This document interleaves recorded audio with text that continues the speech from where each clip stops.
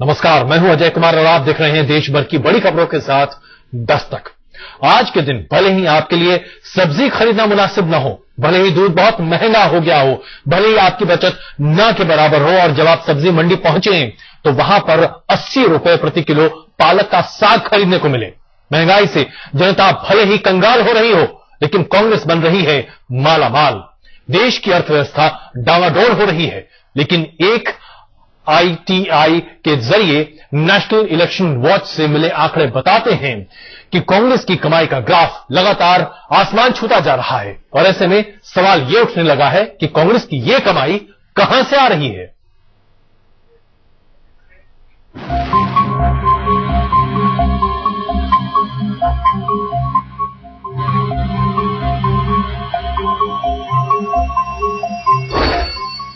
महंगाई से जनता है बेहाल तो क्या हुआ?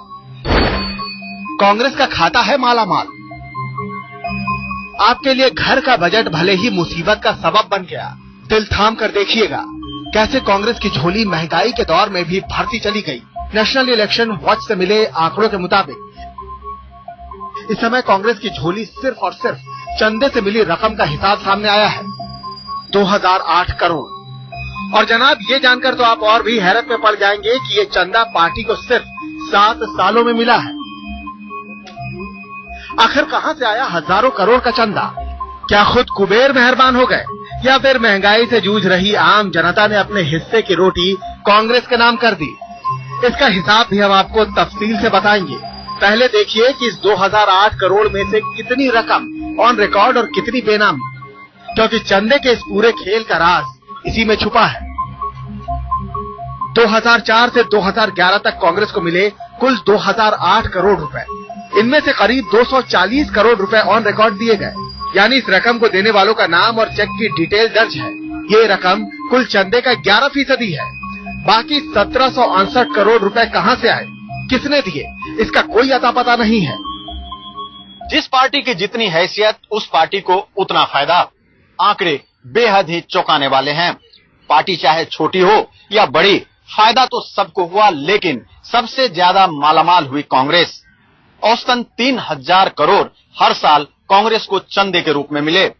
सबसे अहम ये कि चुनावी सालों में ये आंकड़ा कई गुना बढ़ गया। आमतौर पर राजनीतिक दलों का रटा रटाया जवाब यही होता है कि जनता श्रद्धा से खुद ही दान दे रही है, लेकिन जहां जनता खुद महंगाई में पिस रही है, पाई पाई जोड़कर घर चला रही हो, उस जनता के जरिए करोड़ों चंदे की बात भला कैसे हजम होगी? क्या कांग्रेस के कामकाज से जनता इस कदर खुश है कि नोटों से तौल दे? क्या कांग्रेस इस बात का जवाब दे सकती है जब बड़े बड़े दानकर्ता कुल चंदे का सिर्फ 11% दे पाए, तो खुदरा चंदे से 1768 करोड़ रुपए की रकम कहां से अवतरित हो गई? और वो जो फंडिंग उनकी हो रही है उसके बेसिस पर क्या जो वो कंपनीज जो उन्हें फंड कर रही हैं, जो उन्हें डोनेट कर रही हैं, क्या जब पार्टी में आती हैं, जब पावर में आती हैं पार्टियां, क्या ये उनको भी कुछ उनका अलग से ख्याल रख रही हैं या नहीं? तो हम ये देखना चाह रहे हैं और ये हम जनता के सामने भी लाना चाह रहे हैं कि जनता भी इसको देखे, दूसरे लोग भी देखें। इसमें कई जो हमारा कंपनीज एक्ट है और जो हमारा इनकम टैक्स एक्ट है और रिप्रेजेंटेशन ऑफ पीपल एक्ट है, उसमें राजनीतिक दलों के ऊपर तो वैसे ही कोई कानून नहीं है। एक छोटा सा कानून है, उसमें भी अगर ये उसका भी अगर पालन नहीं करेंगे तो फिर देश कैसे चलाएं? चंदे के इस चक्कर को थोड़ा और समझने के लिए चुनाव से इसके रिश्ते को भी समझना जरूरी है। वैसे तो कांग्रेस की झोली में हर साल चंदे की बारिश जमकर होती है, लेकिन चुनावी मौसम में तो मानो चंदे का सैलाब उमड़ आता है। 2004 चुनावी साल, कांग्रेस को चंदा मिला 222 करोड़ से ज्यादा। 2005 चुनाव खत्म होते ही ये आंकड़ा लगभग आधा यानी 124 करोड़ हो गया। यही हाल 2006-07 का रहा, लेकिन 2008 में चुनाव की आहट होते ही कांग्रेस का खजाना फिर भरने लगा और आंकड़ा बढ़कर 500 करोड़ तक चला गया। चुनावी साल यानी 2009 में लगभग यही रहा। समझदार के लिए इशारा काफी है। ये बात और है कि लबालब भरी झोली के लिए कांग्रेस नेता कुछ और ही दलील दे रहे हैं। देखिए, मुझे इसकी जानकारी नहीं है, आप मेरे संज्ञान में लेके आए हैं। मैं आपसे इसकी कॉपी लेकर उसका अध्ययन करके विस्तृत तौर से आपके सवाल का जवाब दूंगा। चंदे के नाम पर आ रही करोड़ों की बेनामी रकम कितनी काली कितनी सफेद, इसका हिसाब कौन देगा? 2014 के चुनाव करीब आ रहे हैं, तो क्या कांग्रेस की तिजोरी में फिर से धन वर्षा शुरू होने वाली है? संदीप सोनवलकर के साथ शमशेर सिंह, दिल्ली आज तक। कांग्रेस के प्रवक्ता मनीष तिवारी सवाल पूछे जाने पर जिस कदर मुस्कुरा रहे थे और कह रहे थे कि पूरी जांच करने के बाद जवाब देंगे कि इतनी कमाई कांग्रेस ने कैसे की, अपने आप में दर्शाता है कि कांग्रेस किसी भी तरह से ये सामने रखने को तैयार नहीं होगी कि कमाई कैसे हो रही है। सवाल यहां पर यह उठता है कि कांग्रेस की कमाई का राज क्या है, कहां से इतने पैसे आ रहे हैं? इस सवाल का सीधा सीधा जवाब किसी के पास नहीं है, क्योंकि कोई यह जवाब देना नहीं चाहता। लेकिन आप इसे एक बड़े ही सफेद तरीके से समझ सकते हैं। जो चंदा चिप के जरिए पहुंच रहा है वो रकम पूरी तरीके से मुकम्मल है, लेकिन ये पूरी रकम का एक बहुत छोटा हिस्सा है। बाकी बड़ा हिस्सा ऐसे लोग देते हैं जिनका कोई अता पता नहीं है।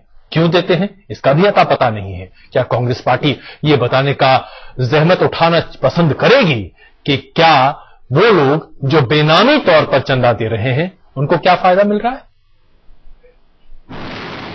झोली में भर रही थी करोड़ों की रकम, लेकिन ज्यादातर बेनामी ही क्यों?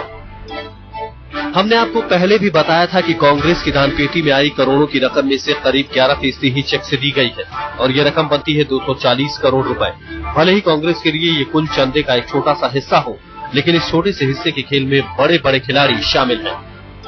नेशनल इलेक्शन वॉच की रिपोर्ट के मुताबिक चंदा देने वालों में 25% माइनिंग कंपनियां हैं और 20% कंस्ट्रक्शन कंपनियां, 30% हिस्सा पावर और टेलीकॉम कंपनियों ने दिया और करीब करीब 10% कंज्यूमर प्रोडक्ट्स बनाने वाली कंपनियों ने। आपको याद होगा कुछ दिन पहले लोकसभा में विपक्ष की नेता सुषमा स्वराज ने आरोप लगाया था कि कोयला आवंटन में कांग्रेस ने मोटा माल कमाया है। Revenue has not come to the government treasury, but this revenue has gone to the Congress party. कि वो छोटा मोटा रेवेन्यू नहीं है, मोटा माल मिला है। You also write मोटा माल। चंदा देने वालों में कई नामी गिरामी कंपनियां हैं और इसमें से ज्यादातर माइनिंग के धंधे में हैं। दरअसल कानून के मुताबिक हर राजनीतिक दल के लिए ये जरूरी है कि 20,000 रुपए से ज्यादा रकम का चंदे का हिसाब उन्हें हर साल चुनाव आयोग को देना होगा। अगर कोई पार्टी चंदे की रिपोर्ट दाखिल नहीं करती है तो उसे टैक्स में कोई छूट नहीं मिल पाएगी। राजनीतिक दलों के लिए किसी विदेशी स्रोत से चंदा लेने पर पाबंदी है। ऊपर के इन 3 नियमों के साथ कैसे खिलवाड़ होता होगा इसे समझना अब मुश्किल नहीं है। देखिए, ज्यादातर पार्टीज ने, जैसे अगर उनका 100 करोड़ है या 1000 करोड़ से ज्यादा उनकी अगर इनकम है पिछले 7 सालों में, ज्यादातर पार्टीज ने जो ये नहीं बताया है कि नेम्ड कंट्रीब्यूटर्स नाम से कि इस आदमी ने मेरे को इतना पैसा दिया है, वो जो परसेंटेज है वो ज्यादातर पार्टीज की बहुत ही कम है। ज्यादातर की 10% के आसपास से उससे कम है, जो कि बहुत ही गंभीर विषय है ट्रांसपेरेंसी को लेकर पॉलिटिकल पार्टीज के। सत्तारूढ़ कांग्रेस पार्टी को मिली हजारों करोड़ की रकम पर कोई ये भी कह सकता है कि पूरे देश में फैली पार्टी को हजारों करोड़ की रकम में क्या ज्यादा है। लेकिन आप ये रकम उस रोशनी में देखिए जिसमें सत्तारूढ़ पार्टी के वक्त किसी योजना आयोग ने सुप्रीम कोर्ट में बाकायदा हलफनामा देकर कहा कि ग्रामीण क्षेत्रों में 26 रुपया रोज और शहरी क्षेत्रों में 32 रुपया रोज कमाने वाले लोग गरीबी रेखा से ऊपर हैं। एक आरटीआई के जरिए हुए इस खुलासे पर समाजवादी पार्टी के नेता मोहन सिंह का कहना है कि कांग्रेस के खजाने का सच सबको मालूम है। देखिए, आजाद भारत के बड़े उद्योगपतियों की सबसे चहेती पार्टी कांग्रेस पार्टी थी। पहले भी ही कंपनियों पर चुनाव चंदा देने में छूट थी और 67 के आंकड़े बताते हैं कि कांग्रेस को सबसे अधिक चंदा उस समय भी मिला था। अगर विदेशों से चंदा लेने पर पाबंदी है, अगर 20,000 से ज्यादा के चंदे का हिसाब देना होता है, तो क्या यही वजह है कि कांग्रेस की झोली में ज्यादातर खुदरा चंदा ही आता रहा? धीरेन्द्र पुंडीर के साथ शमशेर सिंह, दिल्ली आज तक। अब यहां पर सोचने वाली बात यह है कि पूरी जो चंदे की रकम है उसकी सिर्फ 11% चेक से आई, बाकी बेनामी यानी ब्लैक। क्या अब आप मानते हैं कि सरकार और तमाम विपक्षी पार्टियां काले धन को वापस लाने की मुहिम का कुछ भी समर्थन कर सकते हैं? स्वामी रामदेव को यही समझ लेना चाहिए। और ऐसा नहीं है कि सिर्फ कांग्रेस की जेब में पिछले 7 साल में जबरदस्त कमाई हुई है। इस दौरान दूसरी पार्टियों के गुल्लक में भी इतना पैसा भरा है कि गुल्लक फूट के बाहर आ रहा है। चाहे आप बीजेपी की बात करें, सीपीएम की बात करें, बीएसपी की बात करें, आप किसी भी पार्टी का नाम ले लीजिए, हैरान हो जाइएगा उनकी कमाई से। और उनकी कमाई को देखते हुए आपको यही लगेगा कि नौकरी करना बेकार है, क्योंकि आपकी आमदनी साल में क्या बढ़ती होगी? बहुत ज्यादा, 10%। पिछले कई सालों से खजाना सिर्फ कांग्रेस का ही नहीं भर रहा है, बल्कि देश की दूसरी पार्टियों की तिजोरी भी तेजी से भारी हो रही है। सबसे पहले बात देश की दूसरी सबसे बड़ी पार्टी बीजेपी की। बीजेपी भी जमकर मालामाल हो रही है और इसका भी खुलासा किया है नेशनल इलेक्शन वॉच के चौंकाने वाले आंकड़ों ने। नेशनल इलेक्शन वॉच के मुताबिक साल 2004 से साल 2011 के बीच बीजेपी के गुल्लक में कुल मिलाकर करीब 995 करोड़ रुपए की रकम जमा हुई। इस कमाई का भी सिर्फ 23% ही यानी करीब 229 करोड़ रुपए ही ऑन रिकॉर्ड दिए गए, जिन्हें देने वालों के नाम और डिटेल का पता है। बाकी 766 करोड़ का कोई हिसाब नहीं है। कमाल की बात यह है कि कांग्रेस को घोटाले के नाम पर घेरने वाली बीजेपी इस फ्रंट पर बैकफुट पर नजर आ रही है, लेकिन पार्टी तो अभी भी मान रही है कि कमाई के मामले में उनका दामन पाक साफ है। देखिए, हम तो अपने कार्यकर्ता से एक एक पाई इकट्ठा करते हैं, सदस्यता अभियान चलाते हैं, उससे पैसे आते हैं। फिर हमारे सक्रिय सदस्य हैं, वो पैसा देते हैं। फिर हमारे यहाँ आजीवन सहयोग निधि, राजनीति में साफ सुथरी राजनीति हो, इसके लिए बीजेपी ने आजीवन सहयोग निधि चलाई, क्योंकि देश हित में एक बड़ी पार्टी से चलाने के लिए हमारी मदद होती रहती है। और ये सही है कि भारतीय जनता पार्टी का जो बैलेंस शीट है वो देश के सामने, हमारे पास कुछ छुपाने को नहीं। बात अब मायावती की बहुजन समाज पार्टी की। नेशनल इलेक्शन वॉच के आंकड़ों के मुताबिक बीएसपी के मनी बॉक्स में भी साल 2004 से साल 2011 के बीच करीब 484 करोड़ रुपए जमा हुए। लेकिन सबसे हैरान करने वाली बात यह है कि 484 करोड़ में से 1% रकम भी चंदे के रूप में नहीं मिली है। यानी 484 करोड़ रुपए पार्टी के पास कहां से आए, इसका कोई ठोस हिसाब नहीं है। नियम के मुताबिक 20,000 से कम चंदा देने वालों के रिकॉर्ड को रखने की कोई जरूरत नहीं होती है और इसी का फायदा तमाम राजनीतिक दल उठाते हैं। उदाहरण के तौर पर बीएसपी को ही लीजिए। पिछले 7 सालों में बीएसपी को 484 करोड़ चंदा के रूप में मिले, लेकिन किसी भी एक व्यक्ति का नाम डोनर के तौर पर नहीं है। यानी ये तमाम पैसे या तो बीएसपी के कार्यकर्ता ने या फिर आम लोगों ने दिए। कमाई के मामले में चौंकाने वाली सच्चाई सीपीएम की गली से भी निकल कर आ रही है। नेशनल इलेक्शन वॉच के आंकड़ों की माने तो सीपीएम ने साल 2004 से लेकर 2011 तक कमाए 417 करोड़ रुपए और इस कमाई के सिर्फ 1.29% रकम यानी करीब 5 करोड़ 37 लाख ही ऑन रिकॉर्ड दिए गए। बाकी करीब 412 करोड़ रुपए के स्रोत का कोई अता पता नहीं है। उत्तर प्रदेश की सत्ताधारी समाजवादी पार्टी झोली एसपी की भी खूब भरी है। नेशनल इलेक्शन वॉच के मुताबिक 7 साल के दौरान 2004 से 2011 तक साइकिल के गुल्लक में रकम भरी गई करीब 279 करोड़ रुपए। यहाँ भी इस कमाई का सिर्फ 17% हिस्सा यानी 47 करोड़ का ही रिकॉर्ड है। बाकी 232 करोड़ का हिसाब गायब है। आंकड़ों को देखकर तो यही लगता है कि कमाई के मामले में सभी पार्टियां एक ही राह पर है, चाहे वो बड़ी पार्टी हो या छोटी। खजाना सबका भरा है, चाहे वो ऑन रिकॉर्ड हो या बेनामी। दिल्ली से शमशेर सिंह और अमिताभ सिन्हा के साथ आज तक ब्यूरो। अब सिर्फ राजनीतिक दलों की ही बात क्यों करें, खजाना तो प्रधानमंत्री का भी बहुत जबरदस्त बढ़ा है। उन्हीं की वेबसाइट पर जारी जानकारी के मुताबिक पिछले साल उनकी आमदनी, उनका total net asset value 5 crore था, इस साल 11 करोड़ है। साल भर में सिर्फ दुगना कमाया उन्होंने। चलिए एक और बड़ा मसला, कोलगेट की लड़ाई में कांग्रेस भी अब सीएजी के खिलाफ जहर उगलती हुई दिखाई दे रही है। कुछ घंटे पहले ही कांग्रेस के मंत्री सचिन पायलट ने सीएजी के बारे में कहा था कि सीएजी कोई भागवत गीता नहीं है जिसके ऊपर हाथ रखकर कोई कसम खा सके। और अब पार्टी ने भी अपने मंच से सीएजी पर बीजेपी का साथ देने का संगीन आरोप लगाना शुरू कर दिया है।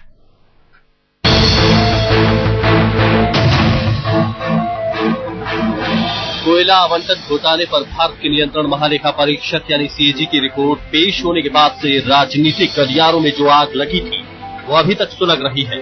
और ये भी सच है कि इसकी तपिश से कांग्रेस अभी भी लाल पीला हो रही है। तभी तो कांग्रेस ने एक बार फिर से सीएजी पर हमला बोल दिया है। कांग्रेस ने संगीन आरोप लगाया है कि सीएजी जानबूझकर आंकड़ों से छेड़छाड़ कर रही है और ऐसा लगता है कि बीजेपी का सीएजी से तालमेल है।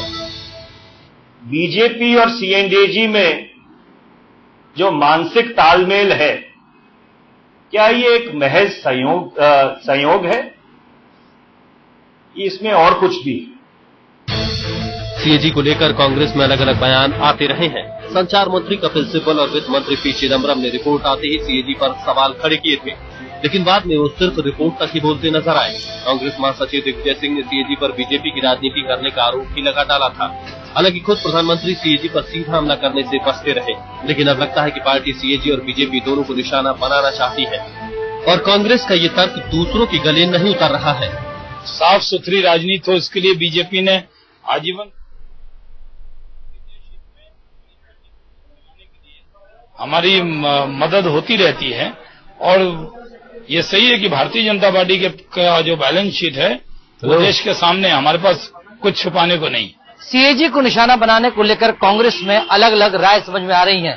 पहले प्रधानमंत्री सीएजी की तारीफ करते हैं तो कांग्रेस के कई नेता सीएजी के खिलाफ बोलते हैं। ये भ्रम की स्थिति निश्चित तौर पर कांग्रेस के लिए उलझन पैदा करने वाली है और जाहिर तौर पर सीएजी को निशाना बनाकर कांग्रेस एक नई मुसीबत मोल ले रही है। फिलहाल ऐसा लग रहा है कि कांग्रेस हो या बीजेपी, दोनों सीएजी को लेकर सुविधा की राजनीति कर रहे हैं। जब उनको रिपोर्ट राजनीतिक तौर पर फायदेमंद लगती है तो वो उसके साथ होते हैं, नहीं तो खिलाफ। मगर बड़ा सवाल ये कि कहीं इस राजनीतिक खींचतान में एक संवैधानिक संस्था से लोगों का भरोसा ही ना उठ जाए।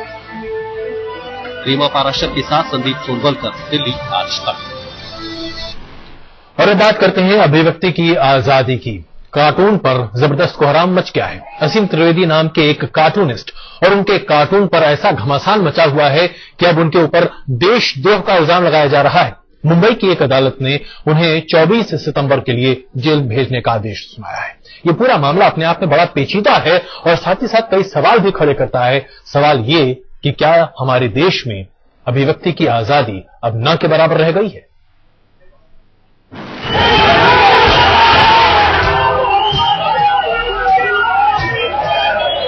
मचा हुआ है बवाल, छिड़ गई है उसूलों की जंग। सवालों के घेरे में है एक कार्टूनिस्ट और उसके ढेर सारे कार्टून। कोई इसे संविधान और देश का अपमान करार दे रहा है तो कोई इसे न्याय संगत मान रहा है।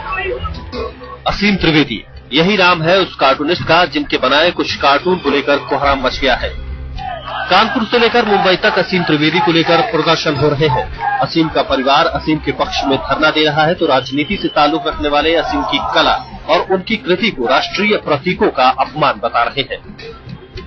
हम आपको बता दें कि भारतीय संविधान को नीचा दिखाने और अपनी वेबसाइट पर विवादित और आपत्तिजनक सामग्री डालने के आरोप में कानपुर के रहने वाले कार्टूनिस्ट असीम त्रिवेदी को न्यायिक हिरासत में भेज दिया गया है। त्रिवेदी के खिलाफ आरोप है कि उन्होंने पिछले साल दिसंबर में अन्ना हजारे की रैली के दौरान बांद्रा कुर्ला कॉम्प्लेक्स में ऐसे पर्चे लगाए थे जिसमें भारतीय संविधान का मजाक उड़ाया जा रहा था। पुलिस के मुताबिक असीम त्रिवेदी ने भारतीय ध्वज का भी अपमान किया है और उन्हें आईपीसी की धारा 124E के तहत देशद्रोह के अलावा दूसरे आरोपों में भी गिरफ्तार किया गया। आता पोलिसांच्यावर गुन्हे बाजूने असतात। एका भारतीय घटनेचं अवमूल्यन झालं, मानहानी झाली, जे राष्ट्रीय बोधचिन्ह आहेत म्हणून एका वकिलांनी कंप्लेंट केली होती। आता पोलिसांनी कारवाई केली तर कारवाई का केली, नाही केली तरी दुसरी एक बाजू असते। त्यामुळे याचा निर्णय काय असेल ते योग्य होतं का अयोग्य होतं याचा निर्णय कोर्टामध्ये तो अधिकार पुलिसांना। लेकिन मेरा सिर्फ इतना ही कहना है कि जिस हिसाब से उसको हम लोगों को इतना तपास करने के लिए, इन्वेस्टिगेशन करने के लिए इतने दिनों की हम लोगों को जरूरत नहीं है। केस इतना बड़ा नहीं है। उसके साथ साथ मैंने ये सभी मैसेज एक दिया है कि कोई आर्टिस्ट हो या कोई कार्टूनिस्ट हो, किसी को भी लिमिट जो है, मर्यादा किसी को पार नहीं करना चाहिए। अदालत ने जुलाई में असीम के खिलाफ एक गैर जमानती वारंट जारी किया था। रिपब्लिकन पार्टी ऑफ इंडिया के सदस्य और वकील अमित कतरनवारे ने असीम त्रिवेदी के खिलाफ शिकायत दर्ज कराई थी। हम आपको ये भी बता दें कि असीम त्रिवेदी लंबे वक्त से राजनीतिक मुद्दों पर कार्टून बनाते रहे हैं और इंटरनेट पर सेंसरशिप के खिलाफ भी आवाज उठाते रहे हैं। अब इस नए विवाद के बीच असीम त्रिवेदी सुर्खियों में है, लेकिन उन्होंने तमाम हो हल्ले के बीच फिर कहा है कि उन्होंने देशद्रोह जैसा कोई काम नहीं किया।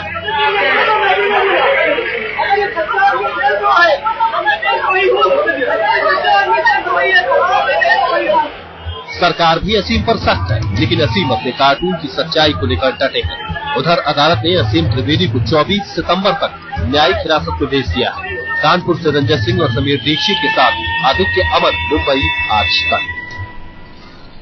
अब इसे आप विडंबना नहीं कहेंगे तो क्या कहेंगे? एक तरफ अजमल कसाब है जिसे भारत के खिलाफ युद्ध छेड़ने और देशद्रोह की बात कही जाती है, और दूसरी तरफ असीम त्रिवेदी हैं जिनके महज कार्टून पर देशद्रोह का मुकदमा चलाया जाता है। ये अंधा कानून नहीं है तो फिर क्या है?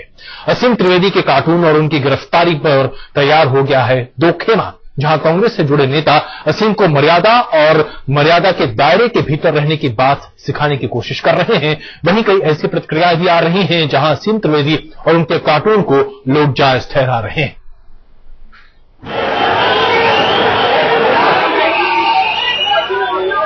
इस वक्त पूरे देश में एक ही चर्चा है, असीम त्रिवेदी और उनके विवादास्पद कार्टूनों की।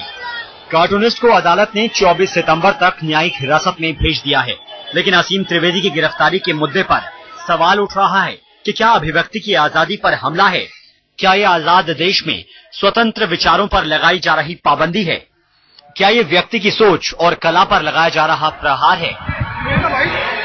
शिकायतकर्ता अमित कतरणवाले और मुंबई पुलिस ने असीम के खिलाफ मोर्चा खोल दिया है, जिसका राज्य और केंद्र सरकार भी समर्थन कर रही है। लेकिन असीम के समर्थन में उठने वाले नारों की गर्जना भी कम बुलंद नहीं है। अदालत ने असीम को जेल जरूर भेज दिया है, लेकिन असीम ने अपनी ओर से जमानत की कोई अपील नहीं की। असीम चाहते हैं कि अगर जेल के बाहर रहना हो या जेल के अंदर, अगर हमारे देश की जेल के अंदर रह करके किसी कानून के खिलाफ लड़ाई लड़ी जा सकती है तो असीम इसके लिए पूरी तरह तैयार है, और हम लोग असीम के साथ इस लड़ाई में हम लोग भी तैयार हैं। असीम का बयान को सुनकर यही लगता है कि असीम इस लड़ाई को इतनी जल्दी खत्म करने के मूड में नहीं दिख रहा। असीम ने अन्ना हजारे और इंडिया अगेंस्ट करप्शन का शुरू से समर्थन किया है। आज असीम को लेकर आईएसी ने साफ कहा है कि एक स्वतंत्र कार्टूनिस्ट पर किसी भी तरीके की बंदिश जायज नहीं है, और असीम ने देशद्रोह जैसा कोई भी काम नहीं किया है। दूसरा, असीम त्रिवेदी के केस में हम मांग करते हैं कि सरकार तुरंत उनके खिलाफ जो सेडिशन का केस है उसको वापस ले। उन्हें जुडिशियल कस्टडी में भेजा गया, ये सरासर गलत है, और उनके ऊपर जो देशद्रोह का मामला है वो देशद्रोह का मामला बिल्कुल नहीं बनता है। असीम त्रिवेदी पर सेडिशन का चार्ज लगा तो इंडिया अगेंस्ट करप्शन ने कांग्रेस पर निशाना साध दिया।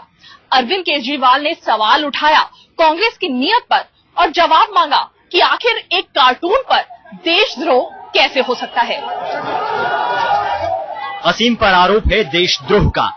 असीम ने अपने कार्टून के जरिए राजनीतिज्ञों को भी कटघरे में खड़ा किया, और शायद इसी वजह से राजनेता भी असीम की अभिव्यक्ति पर शंका पैदा कर रहे हैं।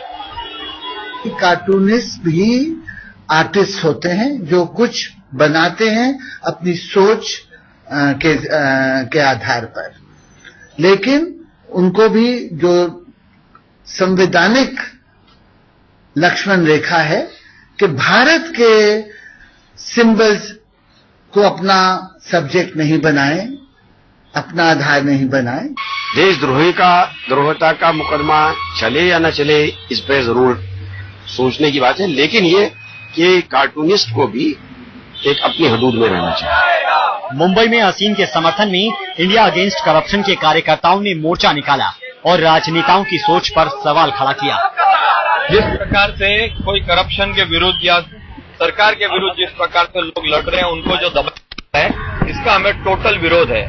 पहले फेसबुक, फिर ट्विटर, फिर कार्टून, फिर एसएमएस, जिस प्रकार से ये पूरी माहौल चल रहा है, ये माहौल को हम प्रोटेस्ट करते हैं, हम निषेध करते हैं। कानपुर में असीम का परिवार भी अपने बेटे को बेगुनाह बता रहा है। भ्रष्टाचार के खिलाफ उसने काम किया, न्याय लेके रहेंगे, मतलब न्याय लेके रहेंगे बिल्कुल उनको। असीम को लेकर दो खेमा खड़ा हो चुका है। कौन सही है और कौन गलत, इसका फैसला आसान नहीं है, ये भी तय है। कानपुर से रंजय सिंह और समीर दीक्षित के साथ आदित्य अमन, मुंबई, आज तक। ब्रिटिश साम्राज्य के दौरान नमक बनाना गैर कानूनी था और नमक बनाने वाले व्यक्ति को देशद्रोही कहा जाता था। क्या आज हम फिर उसी जमाने में पहुंच गए हैं जहां अभिव्यक्ति देशद्रोह के बराबर है? दस्तक में आज के लिए बस इतना ही।